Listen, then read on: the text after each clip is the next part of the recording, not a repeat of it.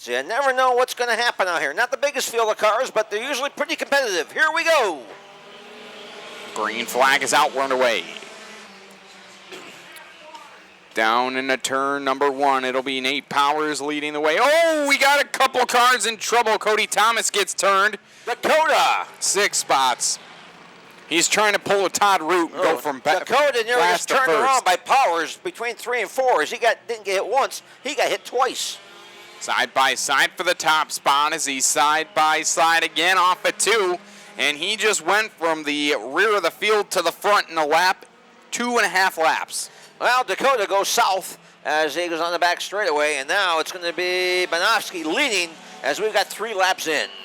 Battle for second as the leaders come up 2-lap cars. Banofsky gets the win. They split Stephanie. That's a photo finish for second place.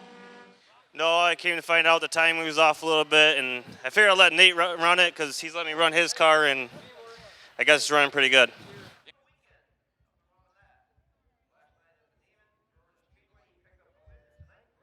Here we go. The Billy Whitaker's Cars and Trucks Rush Late Battles are green here at the high banks of the Fulton Speedway. Down into turn number 1, it'll be the 18 money of Sean Beardsley. He'll run right up to the cushion there in turn number 2. Meanwhile, trouble for the 18 of Chris Fleming.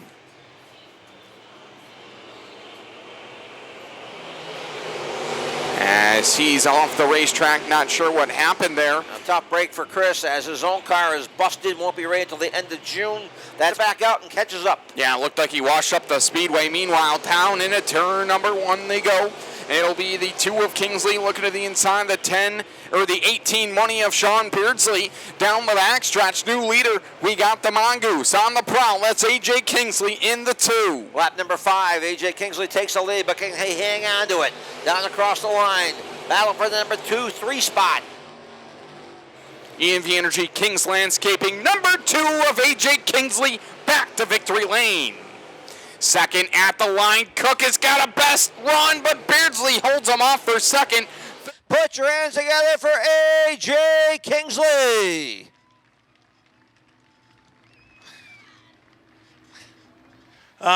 Just brainstorming with my dad. We've been on and off button heads because we've been so frustrated with this car, but tonight it just seemed to work.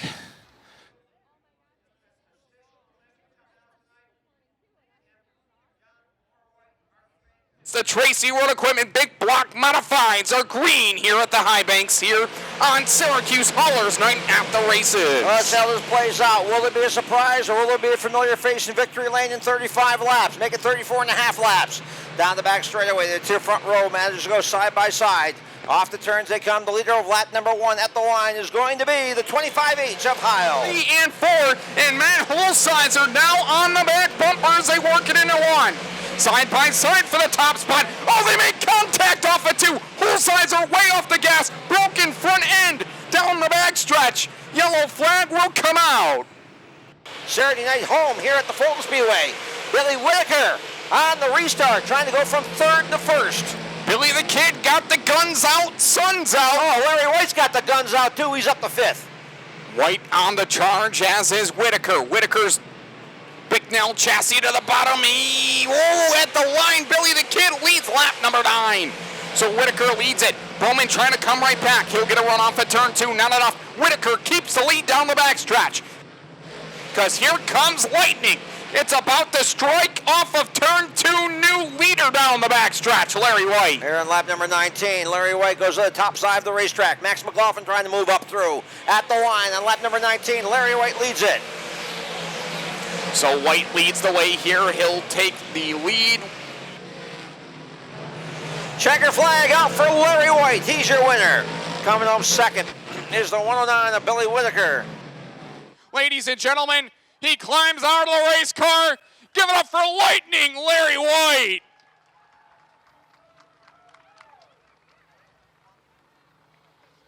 She's running hot. Crew Chief Scott Jeffries looking her over. Yeah, we were gone for a little bit there, but I think we found a couple bugs out of the car, and we were able to regroup after the heat race and put her back on the victory lane.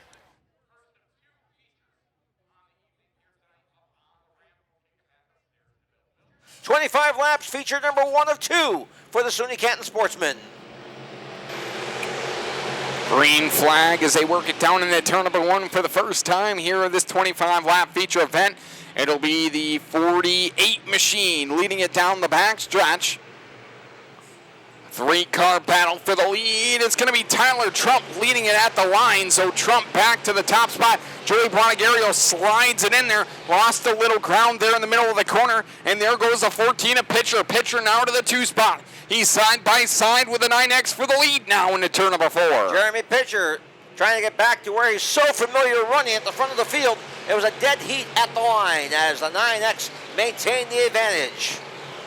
Jeremy Pitcher from Fulton, former track champion, left for a little while, came back, and he's going to wind down his season here in 2017. Off the turn, Jeremy Pitcher's got the lead. In his final year of competition, he will take the checkered flag. Jeremy Pitcher, your feature winner.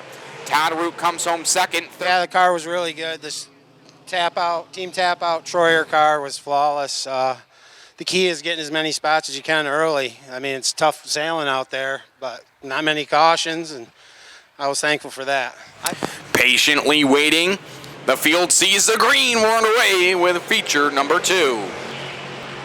As they're side by side, sometimes 3 wide there off the corner. Everyone looking for racing room early here in this one.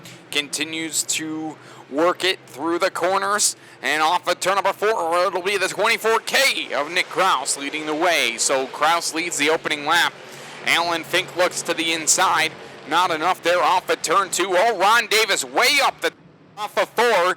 Gets a good run off the corner, but no, at the line, give it to the 24K of Kraus, but barely. Here comes Fink, though. Fink gets a good run off of 2 on the bottom of the speedway, and he will lead off of turn number 4, the Billy Whitakers. Cars and trucks, Syracuse fence.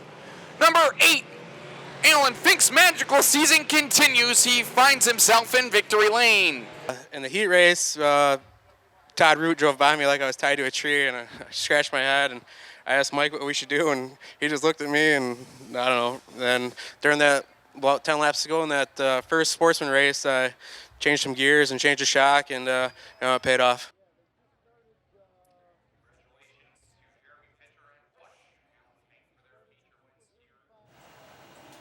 Green means go, and we got it.